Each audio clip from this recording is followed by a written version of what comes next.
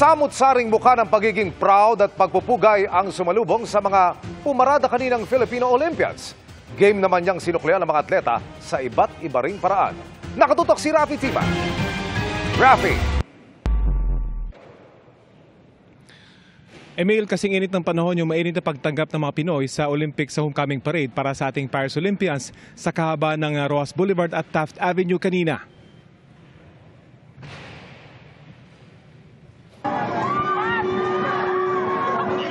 Kumakaway, nakikisigaw at paminsan-minsan sumasayaw. Ganyan kasaya ang 16 na atleta na sumama sa Olympic Homecoming Parade nang makita ang libu-libong Pinoy na sumalubong sa kanila sa parada.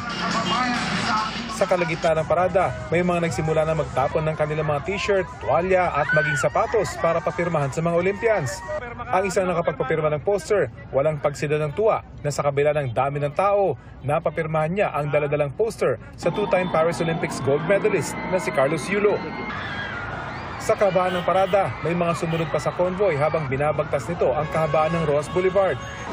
Ilang beses namang nagsaboy ng confetti ang helicopter ng Philippine Coast Guard at Philippine Air Force. Inabot ng kulang-kulang 2 oras ang parada. Ang mga construction worker na ito na hindi na makababa mula sa ginagawang gusali, todo kaway mula sa malayo. Ang isa namang ito, nagpakita ng kanyang gymnastics moves sa pagdaan ng motorcade ng mga Olympians. Sa kapal ng mga tao sa Taft Avenue, bahagyang bumagal ang motorcade. Pasado alas 6 na nakarating sa Rizal Memorial Stadium ang motorcade. Sa kabila ng mahabang oras na nakatayo sa initan, masaya pa rin ang mga Olympians sa kanilang pagbaba sa sinakyang motorcade truck. Emil, mabilis na natapos yung programa dito sa Rizal Memorial Stadium pero yung karanasan kanina sa parada, tiyak na tumatak hindi lang sa mga atleta kundi maging sa mga Pinoy na matyagang nanood at nag-abang sa parada. Yan ang latest mula dito sa Rizal Memorial Stadium. Emil? Maraming salamat, Rafi Tima.